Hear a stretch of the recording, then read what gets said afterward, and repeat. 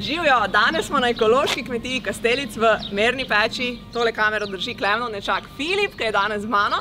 In medva sva že čisto navdušena, da greva na predstavitev njihovih dejavnosti, s čim se kaj ukvarjajo. Peljali nas bodo malo naokrog, kakšna jabolka bomo sortirali, pa upam, da še vse pokusimo. Tako da, pejmo.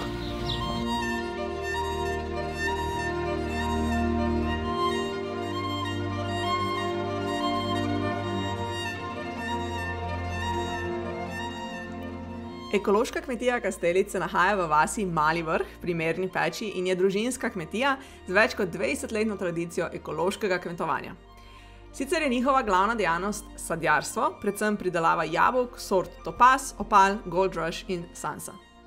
Zdaj pa poleg sadjarstva se ukvarjajo še s poljedelstvom, kjer pridelujejo pero, ajdo, ječmen in pšenico. Iz teh žit izdelujejo različne moke, kaše, testenine. Na kmetiji pa redijo tudi krave, kar jim omogoča lastno pridelavo gnojila za poljedelstvo. A moj današnji obisk ni bil le spoznavanje kmetije, ampak nasploh pogovor in premislek o lokalni hrani.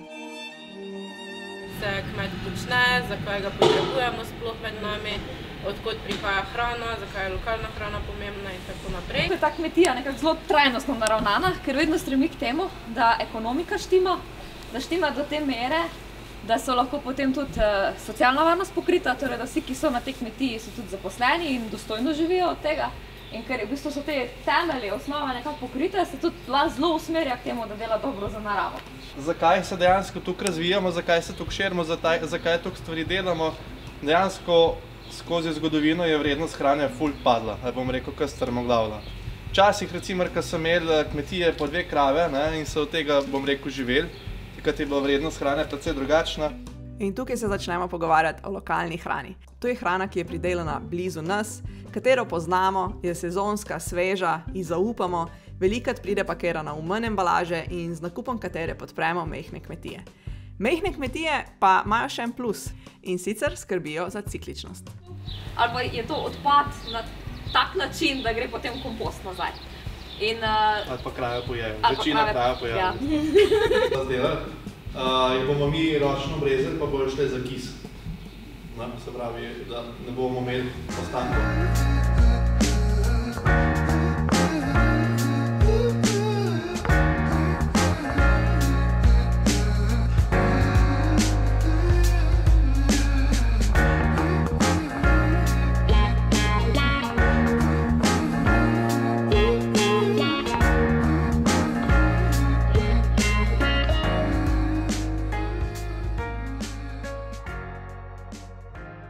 Udeleženci tegale študijskega obiska smo se pa lahko potem preizkusili še v različnih delih, da smo videli, kako je tu rokovati z lokalno hrano. Eni so jabolka sortirali, namreč zdaj v pozni sezoni se potem jabolka predeluje v sok ali pa v kis. Eni smo nalepkice limali, eni so jabolčne krhlje pakirali, punce sta pa urejale trgovinico, namreč kmetija Kastelic ima mičkeno trgovinico spredaj. Nato sta sledili še predavanje in delavnica o trajnostni prehrani.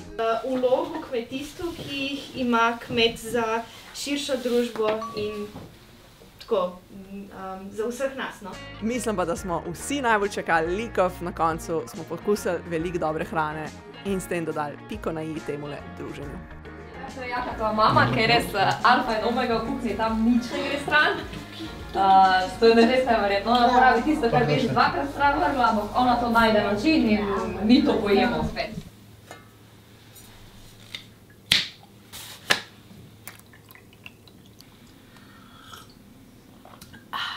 Dober jutrček. Jaz sem danes z vami še s čist svežimi vtisi od včerajšnjega dogodka. Jaz sem na kmetiji, ekološki kmetiji Kastelic, kupila par izdelkov, bomo zdaj naredili en prigrizek skupaj in se hkrati pogovorili o pomenu lokalne hrane, o trajnosti, ko pride do hrane. Tako da nadenimo si predpasnik in začnemo.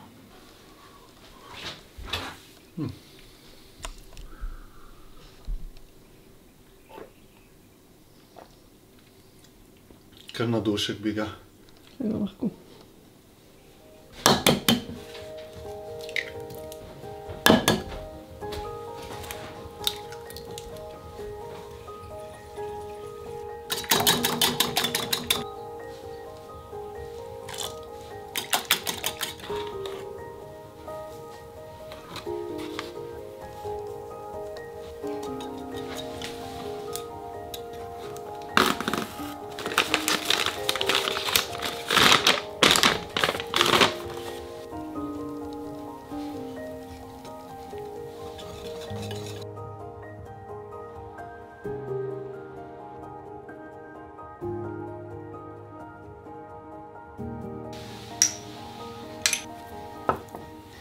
Bi pa naslovila še slona v sobi, zakaj imam jagode v vlogu aprila. Ne, to niso slovenske jagode, so iz tujine. Dobila sem jih v dar in zdajle so se mi full cute za na palačinke, tako da sem hotela dodati še ta disclaimer in v bistvu je zelo zanimivo, ker doda en tak kontrast temule vlogu in njegovi tematiki.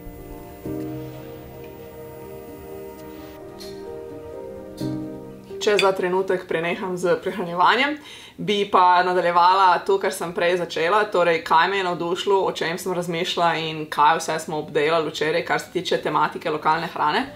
Ena stvar, ki se mi zdi zelo pomembna in jo vidim, da je pri meni, predvsem pri meni, no, opazim to, da imam še vedno zelo močno nezaupanje takrat, ko mi nekdo reče, da je nekaj lokalno pa ekološko, imam malo tako, pa je res. Tako da včeraj mi je bilo ful dobro videti na terenu, kako v bistvu iza kmetije so pač ljudje, iza pridelave hrane so ljudje, ker morajo biti ljudje. In sem videla, kako gre truda, požrtvovalnosti in ene ljubezni noter, da oni pridelajo to hrano in kako so res ponosni na to, kar ljudem potem prodajajo, da niso tu neke bučke. In recimo tu me je ful navdušilo, da še več raziskujem v tej smeri. Ziher ta hrana ima višjo ceno in recimo tu je tudi nekaj, kar smo se mi zdi še posebej dotaknili. Namreč visoka cena je velikrat pri ljudeh en glavnih pogojev, da ne kupujejo lokalno pa tudi ekološko hrano. In temu je bilo namenjeno kar veliko besed, ne? Da hrana je od zgodovine res zgubila na svoji vrednosti in Klemen je zavohal palačinke. In da je v bistvu na potrošniku to, da se to spremeni. Sicer so potrebne razne subvencije kmetom, ki potem to olajšajo. Tako da ta vidik finančni. Dupla. Ja, itak, če si bil tam na poznovanju.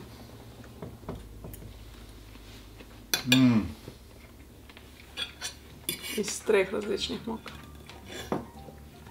Sam, da to jaz ne bom pitala. No, ta tretja stvar mi je bil pa še zanimiv, ta vidik, v Sloveniji v bistvu imamo majhne kmetije, v primerjavi s tujino. Koliko je visoka starost povprečnega kmeta, mislim, da je 63 let povprečna starost tega gospodarja podeželja. In kako prihodnost zgleda dobra za nekatere, ampak kar se tiče področja kmetijstva pa dosti slaba, zaradi tega, ker dejansko je tu zelo težek poklic, katerega vse manj mladih želi opravljati. Tako da zame ful enih tlej krožniček, veš? Le kar odidi. No, mislim, iskala, da to šupuje. Ja, mogoče. Pa mi da za razmišljati, od kje bo naša hrana v prihodnosti prišla. Ta vidik trajnosti seveda ne obsega sem tu, da je hrana lokalna, kar pozitivno vpliva čisto na vse aspekte od tega, da mi jemo bolj zdravo hrano. Namreč slovenska hrana je zelo kvalitetna, če gledamo. Tako nasploh do teh kratkih verig, transporta hrane, in potem seveda tudi dobro vpliv na gospodarstvo. Nekaj tega se dela že na podlagi velikih teh mrež, ne vem, že v Lidlu, ne, imamo lojtrce domačih, imamo možnost kupiti marsikater lokalni produkt, imamo naše nam paše in tako naprej. Imamo v Sloveniji, pač so neke te možnosti, ne, tudi lokalno se lahko povezujemo z mlekomati, imamo različne pri kmetijah dostave in tako naprej.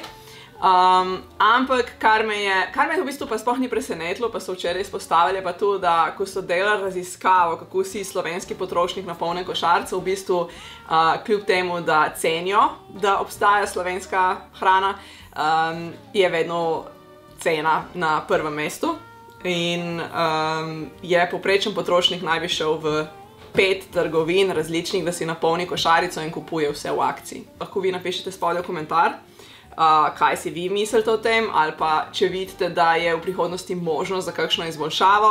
Če res živimo v takih časih, da za hrano zmanjka denarja in enostavno ne moramo investirati v njo, ne vem, kaj vi mislite.